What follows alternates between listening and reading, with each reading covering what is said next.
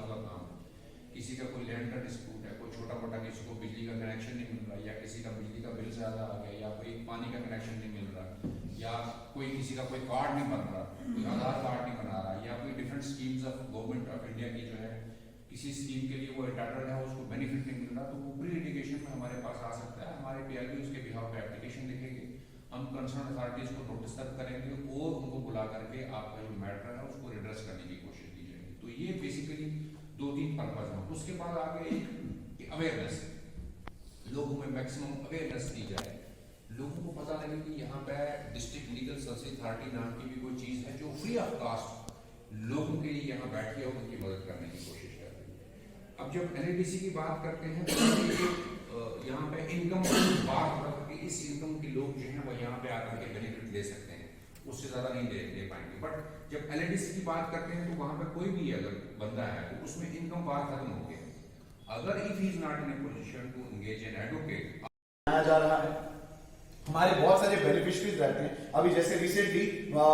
Sadaf ma'am के साथ मैंने एक रिसेंट केस था जो सुरन कोर्ट में था, वहां पे एक लड़की की एफआईआर लगाने में मुश्किल हो रही थी। उसमें प्रॉब्लम ये आ रही थी कि वो 6 मंथ्स प्रेग्नेंट भी थी, लेकिन उसके बावजूद किन्हीं वजूहात के कारण जो पुलिस थी वो रजू नहीं कर रही थी, वो मैटर टेकअप नहीं करी थी। जब आईसीपीएस वालों ने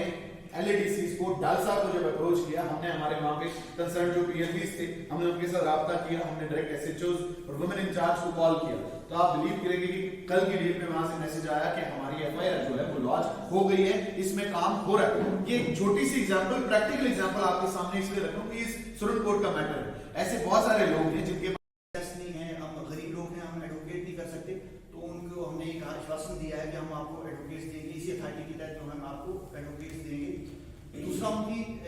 और परेशानी है, जैसे काफी ने मुझे ये कहा है कि क्योंकि वो यहाँ पर बंद हो गए हैं, उनका कहीं जमीन पर किसी ने कब्जा कर लिया है, या किसी उनका कोई लेन देन था तो वो अंदर आ गए हैं, तो वो है। और काफियों के ये है कि बैंक में से वो पैसा निकालना चाहते हैं, उसमें कुछ बताई भी है, ठीक है, तो उनका कुछ सब्सिडेंस और लोन्स है या कुछ पेंशनर थे, तो उनको उनकी एप्लीकेशन हमारे पास आई है, तो वो ये अथॉरिटी उसका भी निपटारा करेगी। तो क्योंकि यहाँ पर काफी हमारे छोटे और जो लोग यहाँ पर आए हैं, तो मैं आपसे एक रिक्वेस्ट भी करता हूँ कि अगर आप यहाँ पर आए हैं तो ये अवेयरनेस कैंपेन है, तो जहाँ तक हो सकता है जितना आपको समझ है, आपकी समझ है में आ रहा है, या हमसे जब हम चले जाएंगे तो और यहाँ पर अथॉरिटी वाले बैठे हैं, इनसे आप पूछ सकते हैं, तो ये आगे लोगों को अवेयर करेंगे कि